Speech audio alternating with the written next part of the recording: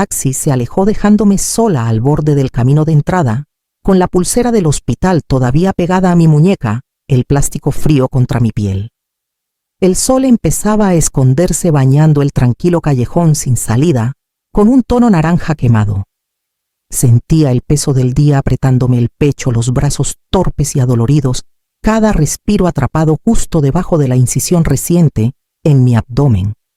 No había llegado a la puerta cuando lo vi en mi maleta la roja, que Camilo me regaló hace 6 navidades descansando en el tapete de bienvenida, como si fuera una acusación. Una nota doblada estaba pegada en la puerta, un papel amarillo con las esquinas rizadas por el calor. Parpadeé pensando que quizás leía mal, que los analgésicos me nublaban la mente, pero las palabras no cambiaron. Ahora somos solo 3. Búscate otro lugar, Sofía, sin un espero que te mejores, sin explicaciones. Solo un despido limpio y deliberado, como si me hubieran borrado de una oración. Me quedé ahí demasiado tiempo aferrada a la barandilla, mi cuerpo dudando entre desplomarse o huir. Finalmente saqué el celular con dedos temblorosos. La pantalla brillaba demasiado. Tecleé el nombre de Camilo. Un timbre, luego el buzón de voz. Dejé un mensaje manteniendo la voz firme. Camilo, estoy afuera. Me dieron de alta. Necesito recostarme. Pasaron 5 minutos. Luego 10. Revisé el mensaje leído pero sin respuesta. Toqué la puerta. Luego golpeé. Susurré su nombre, después lo llamé más fuerte. Nada. El único sonido era el viento rozando los arriates que planté la primavera pasada, ahora invadidos de maleza. Me senté junto a mi maleta, la bata del hospital, arrugándose bajo mi cuerpo en el escalón de concreto. No sentía la aspereza ni el frío que se colaba por la tela. No sentía nada. En algún lugar tras las persianas me pareció ver un movimiento, quizás la silueta de un niño, quizás no, pero nadie salió. La luz del porche parpadeó al encenderse, automática, como si la casa aún reconociera mi presencia. Bajé la cabeza hacia las rodillas, tratando de entender la frase que Sofía escribió. ¿Cómo algo tan breve podía deshacer toda la tela de mi vida? Tras la muerte de Héctor, el silencio en nuestro hogar se volvió más pesado cada semana. Camilo vino un domingo y se sentó a mi lado en el sofá hablando bajito, casi como cuando era pequeño. Mamá, no está bien que vivas aquí sola. Vende la casa, ven a vivir con nosotros. Nosotros cuidaremos de ti. Sofía sonrió con cortesía, sosteniendo a Emiliano en su regazo. Usaremos el dinero para ampliar. Haremos un espacio solo para ti. Será tu hogar también. Quise creerles. Necesitaba algo en qué creer. Así que vendí la casa que Héctor y yo pagamos durante 30 años. El cheque fue por 3.700.000 pesos. Cada centavo se fue en sus remodelaciones. Construyeron un ala nueva con una suite amplia, electrodomésticos modernos, pisos de madera. Camilo lo llamó una inversión en familia. Al principio lo sentía así. Preparaba el desayuno cada domingo, ayudaba con los niños, mantenía la ropa limpia. Sofía me agradecía seguido y Camilo me apretaba el hombro al pasar. Pero con el tiempo las cosas cambiaron. La gratitud se desvaneció. Mi nombre dejó de sonar en las conversaciones. La abuela Marisol se convirtió en ella.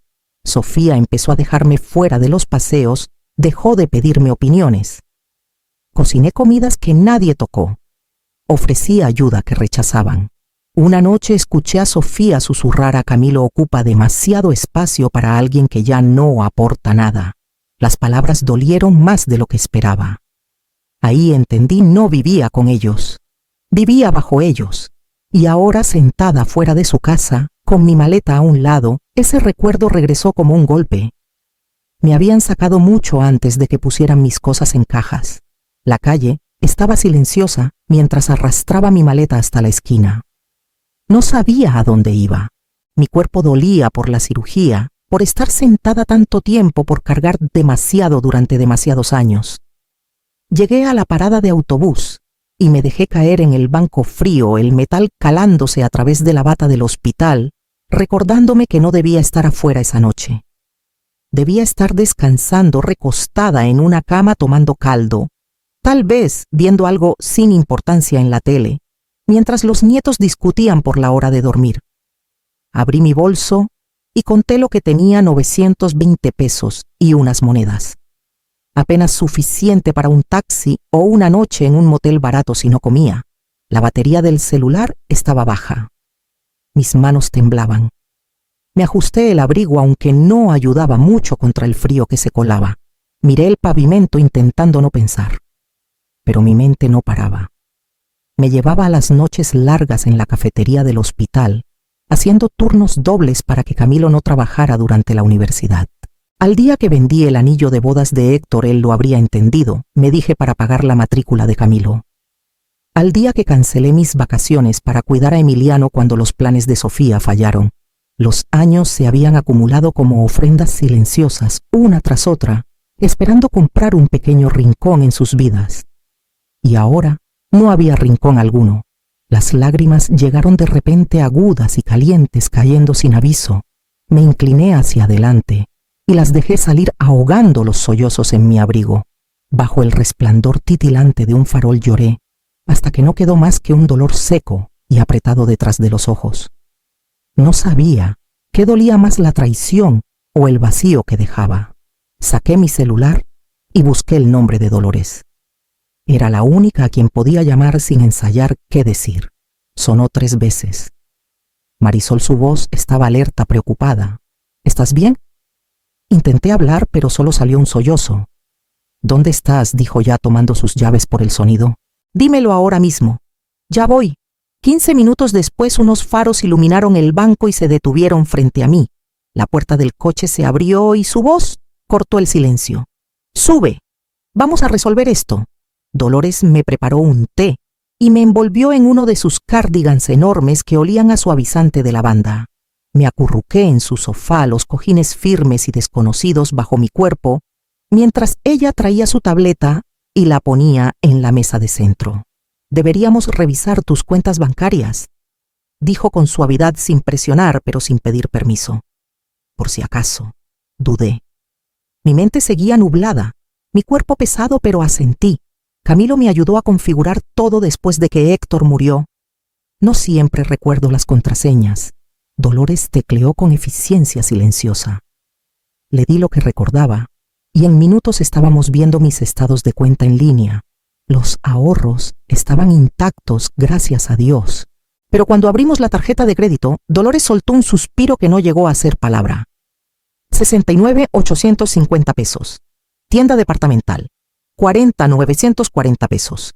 Muebles de lujo. 16,940 pesos. Spa y bienestar. Y había más.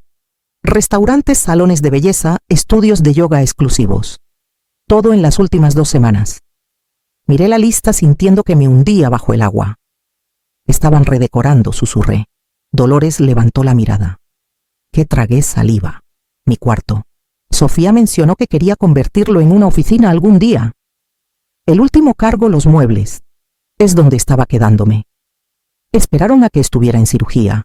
Dolores no habló por un momento. Luego, sin preguntar, me pasó su celular y dijo: llama al banco. Lo hice. Mi voz era baja, pero firme, mientras le decía al representante que necesitaba reportar cargos no autorizados. Preguntaron si quería congelar todas las tarjetas de inmediato. Sí, dije. Todas. Sin acceso. Tras la llamada, me recosté en el sofá y cerré los ojos. No era solo el dinero. Era el cálculo, la planeación, el momento. No fue impulsivo ni emocional. Fue ordenado, clínico, como si me hubieran programado para ser eliminada. Dolores puso una mano sobre la mía. No estás loca. Esto es real, te usaron. Asentí, el peso en mi pecho aplastándome como una piedra, pero debajo algo más comenzó a encenderse. No rabia. Todavía no. Solo claridad. Una línea nítida dividiendo lo que fue y lo que no volvería a ser. Necesito recuperar mis cosas, dije en voz baja. Necesito ver qué queda.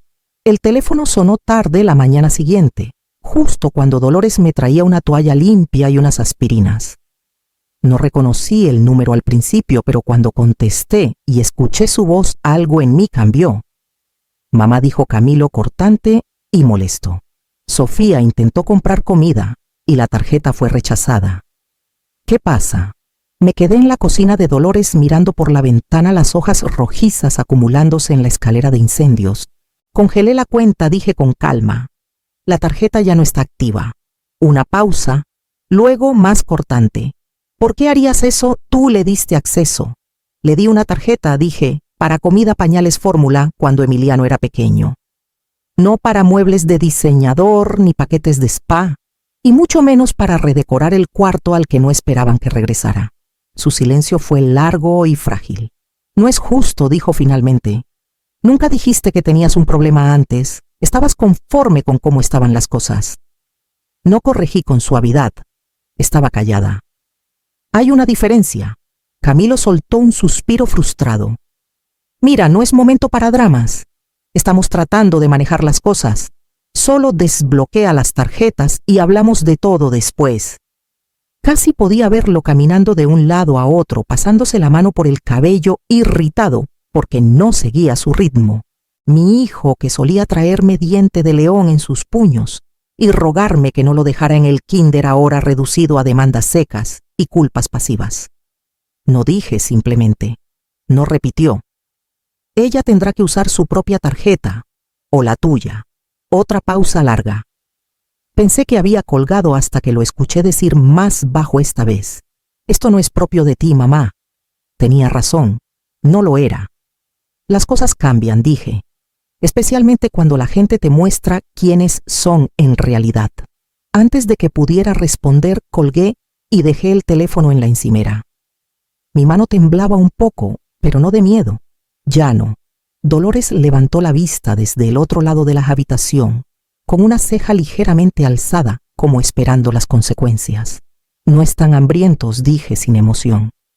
Solo se sienten con derecho. Regresé a la mesa, me senté lentamente y alcancé el té que ella había preparado. El vapor subía cálido y constante como algo que mantiene su forma. Dolores insistió en manejar. Dijo que era más seguro, que no tendría que preocuparme por desmayarme en el camino o tropezar con mysteriously con las palabras si veía la cara de Sofía. No discutí. Todavía estaba adolorida, cansada, pero ahora había algo más afilado bajo el agotamiento. Algo que se negaba a ser ignorado. Su casa se veía igual por fuera, persianas blancas, un sendero de piedra, una corona todavía colgada en la puerta desde la última festividad que ayudé a decorar. Pero al pisar el porche, me sentí como una extraña acercándose a una oficina cerrada después de horas. Camilo abrió la puerta con el rostro tenso y los labios apretados. Sofía está con los niños, dijo. No es un buen momento. No vine de visita, dije, pasando junto a él. Vine por mis cosas. Dudó, luego señaló el garaje. Empacamos lo que pudimos. Dolores le lanzó una mirada que reconocí, silenciosa, directa, implacable. La seguí por la puerta lateral. El garaje olía a cartón y ambientador. Contra la pared del fondo, un montón de cajas estaba apilado desordenadamente, algunas medio abiertas, la mayoría sin etiquetas. Abrí la primera, ropa doblada a prisa. La segunda tenía libros, fotos enmarcadas metidas entre ellos sin protección. La tercera fue peor, artículos de baño al azar, un florero roto, una sola pantufla. Pero nada de lo que importaba. Ni álbumes de fotos, ni joyas, ni el reloj de bolsillo de Héctor, ni la caja de cedro de mi madre. ¿Dónde están las cosas de valor?, pregunté, mi voz firme pero raspó al salir. Camilo rondaba en la entrada. Sofía debe haberlas guardado aparte. Dolores hizo un ruido pequeño entre incredulidad y furia. No hablé. Solo pasé junto a él hacia la casa. Encontré la respuesta antes de lo esperado.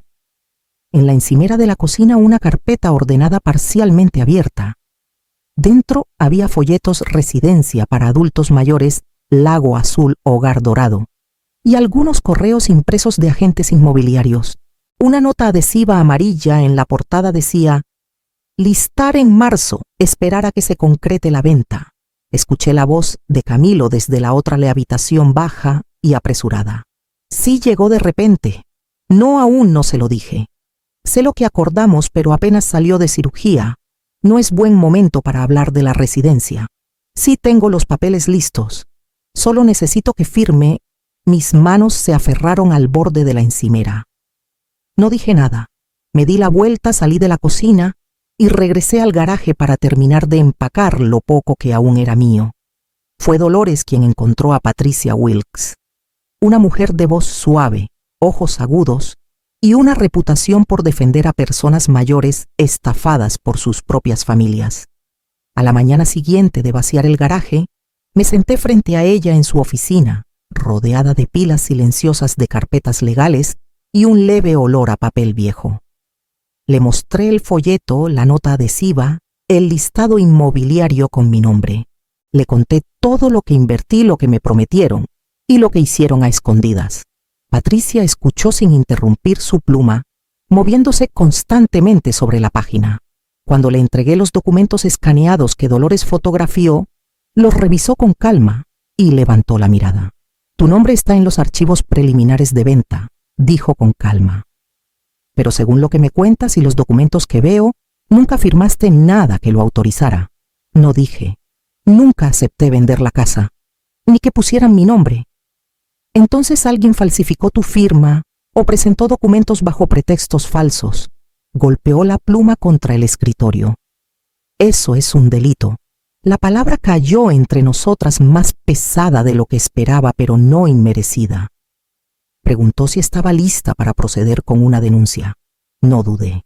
Redactamos una notificación formal y la enviamos certificada a la casa. En ella Patricia solicitaba una reunión privada entre ambas partes y sus abogados para resolver el asunto antes de que escalara. Una sola línea cerraba la carta. Si este asunto no se reconoce por escrito en un plazo de 5 días hábiles, procederemos con una acción civil.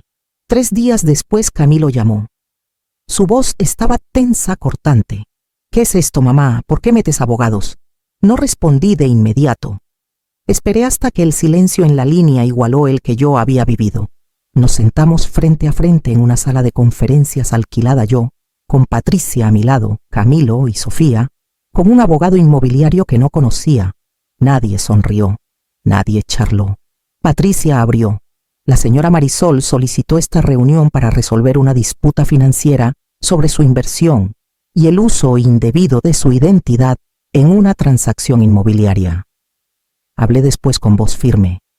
Les di 3.700.000 pesos. Era para un hogar compartido con espacio para mí. Nunca me pusieron en la escritura. Luego me sacaron de la casa sin aviso. Después descubrí que usaron mi nombre sin mi consentimiento para tramitar la venta. Sofía negó con la cabeza de inmediato. No es cierto. Lo aceptaste verbalmente. Patricia presentó los documentos con calma. Esta es la firma usada en los documentos del listado. Y aquí está un ejemplo notariado de un formulario del hospital de la misma semana. No coinciden. Camilo desvió la mirada. No alcé la voz. Solo dije, quiero mi dinero de vuelta con intereses. Su abogado intentó negociar. Sofía llamó la cifra exagerada, pero al final llegamos a un acuerdo por 3.200.000 pesos y un contrato de confidencialidad. Al levantarnos, Camilo murmuró, siempre tuviste una forma de complicar las cosas. Lo miré por un largo momento, luego me di la vuelta. No necesitaba defenderme. Ya no. Salimos al pasillo. Patricia no dijo nada, solo me dio un asentimiento silencioso. Y por primera vez en meses sentí que estaba pisando mi propio terreno. No planeábamos abrir una panadería. Empezó como una broma. Dolores dijo que mi pastel de manzana podía sanar heridas familiares si lo vendía por rebanada. Pero después de que llegó el dinero del acuerdo, la idea dejó de sonar absurda. Encontramos un pequeño local cerca del parque con pisos desgastados y una llave que goteaba, pero tenía buena estructura, y una ventana grande llena de luz. Lo llamamos Segundo Levante. Me gustó cómo sonaba como la masa que se levanta de nuevo tras ser golpeada. Pintamos las paredes nosotras mismas y fregamos los mostradores hasta que brillaron. Dolores atendía a los clientes. Yo me encargaba de hornear. Era un trabajo sencillo, honesto, medir, doblar, dar forma. Encontré paz en la repetición. No había traición en la harina y la mantequilla. No había juicios en la canela tibia. El vecindario nos notó. La gente venía por los pasteles, pero se quedaba por la sensación. Un señor callado venía cada martes por panecillos de arándano y se quedaba a charlar sobre libros. Una adolescente pasaba después de la escuela solo para sentarse cerca del calor. No conocían mi historia. No lo necesitaban. Solo sabían que los hacíamos sentir bienvenidos. Todavía estaba sanando, pero en esa pequeña tienda algo sólido comenzó a crecer. Mis manos antes usadas solo para dar ahora moldeaban algo mío. Dejé de revisar mi celular. Dormía mejor. Sonreía más que lloraba. Una mañana, mientras acomodaba escones en la vitrina, un pequeño señaló a través del cristal y dijo: «Este lugar huele a abrazos». Reí de verdad por primera vez en meses. Y justo cuando me levanté para rellenar la canasta, la campana sobre la puerta sonó. Levanté la vista. Camilo estaba en la entrada. Se veía más pequeño de lo que recordaba. No físicamente, sino en esa forma en que alguien parece cuando los bordes de su confianza se han desgastado. Su camisa estaba arrugada, sus ojos hundidos. No sonrió. Sofía se fue, dijo tras una larga pausa. Se llevó a los niños a casa de su madre en Sonora. Yo no me di cuenta de cuánto controlaba ella todo. El dinero se acabó. Lo de la casa en el lago fue un desastre. No puedo seguirle el paso. No dije nada. Solo esperé. Necesito ayuda, mamá dijo. Solo algo para salir adelante. Un préstamo. Un poco de aire. Por un momento vi al niño que tocaba suavemente la puerta de mi cuarto, después de una pesadilla. Pero ya no era ese niño, y yo ya no era la mujer que siempre decía sí. No dije en voz baja. Sus hombros se hundieron. Creo que esperaba un sermón.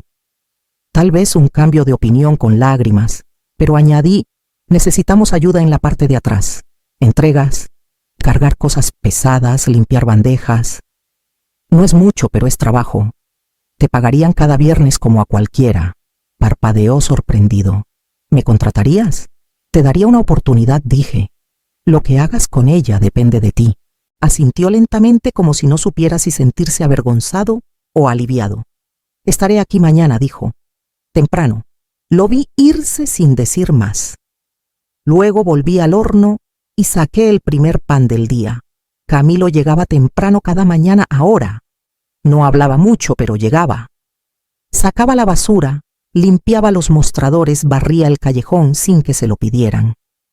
Era lento, pero lo veía la reconstrucción silenciosa de algo que casi había perdido en sí mismo. No orgullo. Eso tomaría más tiempo, pero responsabilidad.